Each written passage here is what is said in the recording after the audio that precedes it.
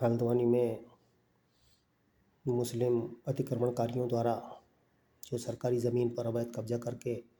मस्जिद और मदरसों का निर्माण कर रहे थे, उनके खिलाफ हुई कार्रवाई के विरुद्ध में प्रशासनिक अधिकारियों, पुलिस अधिकारियों पर हमला, जानलेवा हमला, पथराव, जेसीबी में आग लगाना और सरकारी संपत्ति और थाने को आग लगा देना,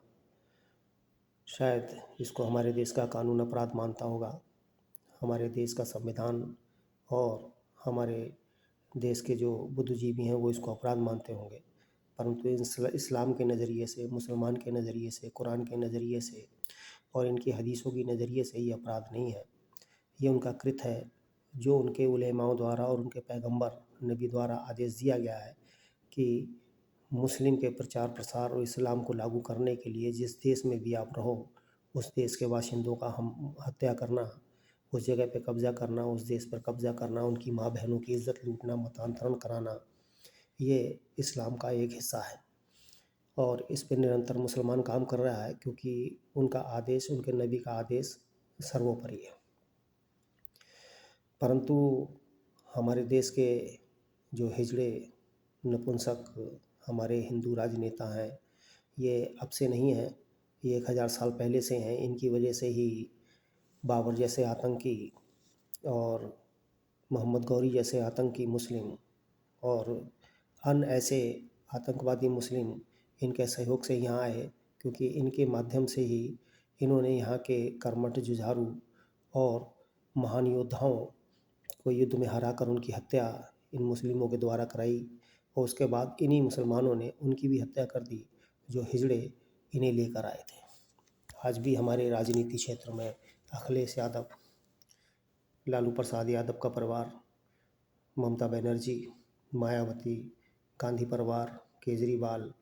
और साउथ के कई परिवार, करुणानिधि का परिवार और रेड्डी बंधु और बीआरएस जैसे लोग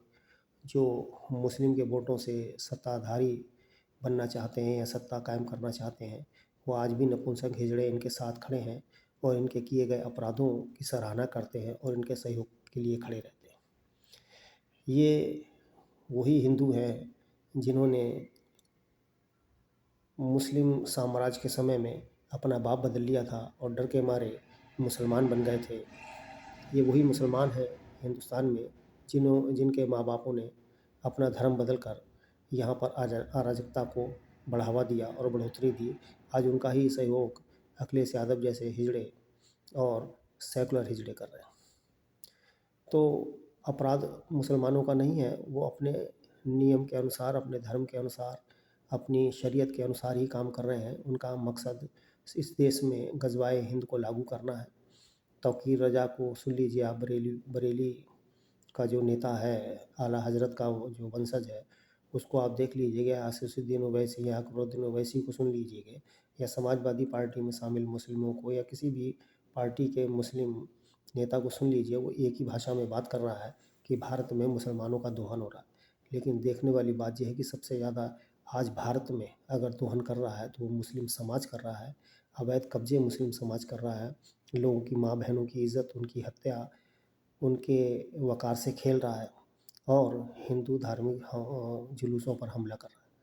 तो मेरा यही मानना है कि आज अगर हिंदू नहीं जागा और हिंदू को ये समझ में नहीं आई कि ये क्यों हो रहा है और किस लिए हो रहा है, तो ये मान के चलिए कि ये मुस्लिम साम्राज्य की स्थापना के लिए एक बहुत बड़ा षड्यंत्र, जिसमें वामपंथी, कांग्रेसी, समाजवादी पार्टी के लोग शामिल हैं, इसमें आरजेडी के लोग शामिल हैं और साउथ की कई पार्टियाँ शामिल हैं। और वो अर्बन हिंदू जो हिंदू धर्म को नहीं मानते हैं, सनातन को नहीं मानते हैं, लगातार अपमान कर रहे हैं। स्वामी प्रसाद मौर्य जैसे लोग और आम आदमी पार्टी के नेता, आरजेडी के नेता। तो